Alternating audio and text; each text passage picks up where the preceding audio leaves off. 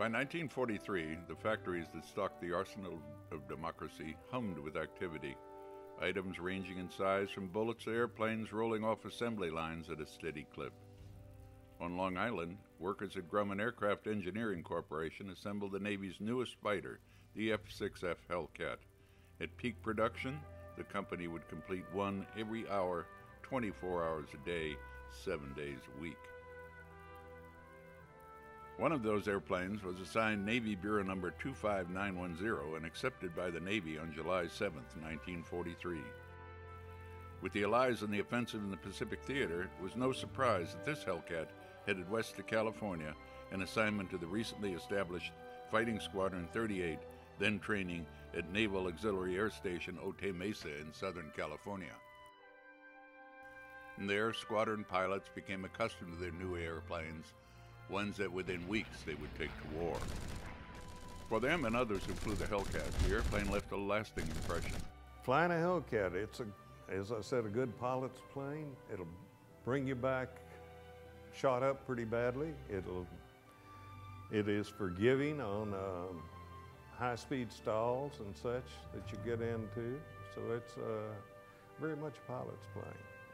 The aviators of Fighting Squadron 38 were destined to fly their Hellcats from jungle airstrips on Guadalcanal in New Georgia, supporting the offensive in the Southwest Pacific. Between September 1943 and March 1944, Fighting Squadron 38 completed 3 combat tours, logging 1,266 sorties in campaigns and actions in Georgia, Bella La Vella, Bougainville, Rabaul, and the Second Battle of the Solomon Sea. Squadron pilots shot down 22 Japanese aircraft against the loss of but 4 of their own Hellcats. Through it all, Bureau number 25910 was in the thick of the action, the entries penned in the logbooks of aviators that flew it, documenting its participation in airstrikes, combat air patrols, and even escort mission for a plane carrying Admiral William F. Halsey. In 1944, the war-weary fighter returned stateside to Naval Air Station Glenview, Illinois, its combat missions replaced by training flights qualifying new carrier pilots preparing for war. Carrier qualifications on Lake Michigan were a risky business. To illustrate, on January 5, 1945, while landing this Hellcat on the flight deck of the training aircraft carrier Sable, Lieutenant Junior Grade Walter B. Alcock allowed his right wing to drop, hitting the deck at an angle. The aircraft went off the edge of the flight deck, hanging briefly by its tail hook before it slipped from the arresting wire and plunged into the frigid lake waters. Alcock swam 10 feet to the surface and was rescued, while the unlucky plane sank to the bottom until divers searching the lake depths rediscovered the warbird.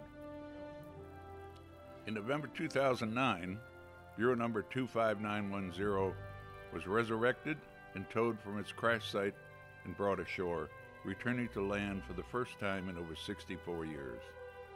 On hand was Andy Taylor, son of former Hellcat pilot and Enterprise Rent-A-Car founder Jack Taylor. Hi, I'm Andy Taylor. I'm the CEO and chairman of Enterprise Rent-A-Car.